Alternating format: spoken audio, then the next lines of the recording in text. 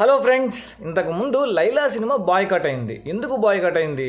Pre release ఈవెంట్లో పృథ్వీ చేసిన నిర్వాహకం అంటే వైసీపీ గురించి. ఇప్పుడు ప్రీ రిలీజ్ ఈవెంట్ అంటే అక్కడ సినిమా గురించే మాట్లాడుకోవాలి. అలాంటి వాళ్ళకి రాజకీయం ఎందుకు? సో పాలిటిక్స్ గురించి అక్కడ ఎందుకు మాట్లాడాలి? వాళ్ళ సీట్లు వాళ్ళకి, అంటే వైసీపీ వాళ్ళకి ఎన్ని సీట్లు వస్తే వాళ్ళకి ఎందుకు అలా మాట్లాడాడు. ఏమైంది? చివరికి లైలా మూవీ బలైంది. సో బాయ్కాట్ అయింది.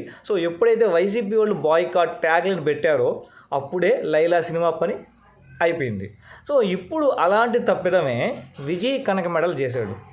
ఇక్కడ ఒక పక్కన మంచు మనోజ్ ఆ సినిమాకి ఈజీ ప్రమోషన్స్ అంటే సింపతి క్రియేట్ చేసి ప్రమోషన్స్ తీసుకొస్తుంటే, ఒక పక్కన director Vijay Kanakamedala pre release ఈవెంట్లో సినిమా గురించి చెప్పుకోవాలి కానీ పాలిటిక్స్ గురించి ఎందుకు? ఒక సంవత్సరం క్రితం అంట ఎవరో హీరో వచ్చారు, అది ఇదని మాట్లాడుతున్నాడు. అది ఎవరి గురించి మాట్లాడాడు? మన హీరో పవన్ కళ్యాణ్ గురించి మాట్లాడాడు. సినిమా గురించి మాట్లాడుకోవాల్సిన ఫంక్షన్లో పాలిటిక్స్ గురించి ఎందుకు? అంటే 1 year క్రితం అంటే ఇక్కడ ఎలక్షన్స్ జరిగింది అప్పుడే. సో అప్పుడు ఎవరు గెలిచారు? కూటమి ప్రభుత్వం గెలిచింది. కూటమి ప్రభుత్వంలో చంద్రబాబు నాయుడు గారి గురించి ఎలాగో మాట్లాడరు.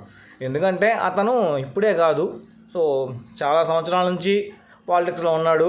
సో కాబట్టి ఖచ్చితంగా ఇది పవన్ కళ్యాణ్ గురించే మాట్లాడాడు. అంటే విజయ్ కనకమెడల ఆయన పాయింట్ ఏంటంటే, 1 సంవత్సరం నుంచి మన రాష్ట్రం ముందుకెళ్తుంది అని ఆయన పాయింట్. అంటే దానికి ముందు వైసీపీ ప్రభుత్వం అన్యాయం చేసిందనే కదా. అంటే ఇప్పుడు న్యాయం జరుగుతుంది అని చెప్తుంటే అప్పుడు అన్యాయం జరిగిందని ఇండైరెక్ట్గా చెప్తున్నాడు విజయ్ కనకమెడల. ప్రీ రిలీజ్ ఈవెంట్లో సినిమా గురించి మాట్లాడుకోవాలి కానీ ఇలా రాజకీయాల గురించి ఎందుకు అని చెప్పని వైసీపీ ఫ్యాన్స్ అయితే ఆగ్రహం వ్యక్తం చేస్తున్నారు. సో ఆగ్రహం వ్యక్తం చేయడమే కాకుండా ఈ సినిమాని, భైరవం సినిమాని బాయ్కాట్ చేయాలి అని చెప్పని కూడా ట్యాగ్ లైన్తో వైరల్ చేస్తున్నారు. సో ఇక్కడ విజయ్ కనకమెడల ఏం ఆలోచించాడంటే, ప్రభుత్వం ఉన్నోళ్ళ గురించి మనం పొగడదాం, అప్పుడు మనకి సపోర్ట్ ఉంటుంది, లేనోళ్ళ గురించి మనం పక్కకు వదిలేద్దాం అని అనుకున్నాడు. ఒకప్పుడు లైలా సినిమా పరిస్థితి ఏమైంది అది తెలిసి కూడా మళ్ళీ అలాంటిది రిపీట్ చేశారంటే ఇంకా డైరెక్టర్స్ని ఏమనుకోవాలి? అసలు సినిమా వాళ్ళకి సినిమా గురించే తప్ప పాలిటిక్స్ గురించి ఎందుకు? అంటే విజయ్ కనకమెడల ఏమైనా పాలిటిక్స్లోకి వెళ్తున్నాడా? సో పాలిటిక్స్లోకి వెళ్ళే ఆలోచన ఉండబట్టే కదా పాలిటిక్స్ గురించి మాట్లాడుతున్నది. అది కూడా కాకుండా విజయ్ కనకమెడల ఇంకొక ఘనకార్యం కూడా చేశాడు. అది ఇప్పుడు కాదు, 2011లో ఆయన ఫేస్బుక్ అకౌంట్లో అనుకుంటా, ఫేస్బుక్లోనూ లేకపోతే సోషల్ మీడియాలో ఒక ఫోటోను అయితే షేర్ చేశాడనమాట. అదేంది, ఒకప్పుడు పాస్ సినిమాలో అమితాబ్ బచ్చన్, అభిషేక్ బచ్చన్ వాళ్ళ ఫోటో ఏదైతే ఉంటుందో ఆ ఫోటోని చా అని, అంటే పా కాస్త చా, దాంట్లో చిరంజీవి, రామ్ చరణ్ వాళ్ళిద్దరు ఫోటోని అయితే షేర్ చేశాడు. సో అప్పుడెప్పుడో పెట్టిన ఫోటో ఇప్పుడు వైరల్ అవుతుంది, ఇప్పుడు ట్రెండింగ్ అవుతుంది. అది మెగా ఫ్యాన్స్ పవర్. దానికి ఈయన విజయ్ కనకమెడల రెస్పాండ్ అయ్యి అది ఎప్పుడు నేను షేర్ చేయలేదు, అప్పుడు ఏదో హ్యాక్ అయిందో, నా అకౌంట్ నుంచి కాలేదు అని చెప్పి చాలా నాటకాలు అయితే ఆడాడు. ఇక్కడ విజయ్ కనకమెడల చెప్పడాల్సింది ఏంటంటే, తప్పు జరిగిపోయింది, క్షమించండి, ఇంకా ఇలాంటి తప్పు చేయను అని చెప్పుండాలి.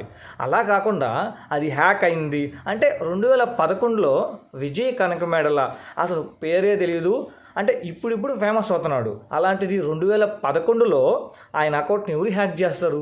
ఆయనకి ఏం ఫేమస్ ఉందని హ్యాక్ చేస్తారు? సో అక్కడ అనవసరంగా మళ్ళీ కామెంట్ పెట్టి గెలుక్కుంటున్నాడేమో అని అయితే అనిపించింది.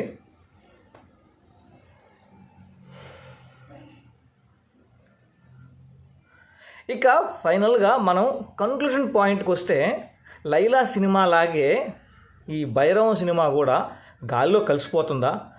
లేకపోతే భైరవం సినిమా ఈ వైసీపీ ఎవరైతే బాయ్కాట్ భైరవం అని చెప్పని ట్రెండింగ్ చేస్తున్నారో దానికి విరుద్ధంగా భైరవం సినిమా హిట్ అవుద్దా అనేది చూడాలి.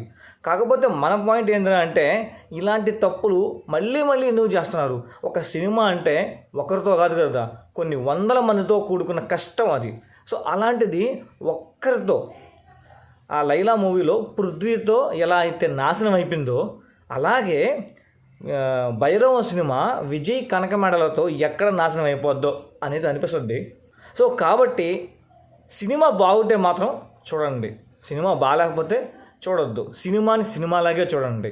సో ఇక్కడ బాయ్కాట్ చేయాల్సింది విజయ్ కనకమేడలని, అంతేగాని సినిమాని కాదు. సినిమాని నమ్ముకుని చాలామంది అయితే బతుకుతుంటారు. సో అది నా పాయింట్. ఇక మీ అభిప్రాయాన్ని కామెంట్ రూపంలో తెలియజేయండి. ఇంతే ఫ్రెండ్స్ ఈ వీడియోలో. మరి నెక్స్ట్ వీడియోతో మీ ముందుకు మంచి కంటెంట్తో మంచి ఇన్ఫర్మేషన్తో వచ్చేస్తాను. అంటే థ్యాంక్ యూ, బై బాయ్.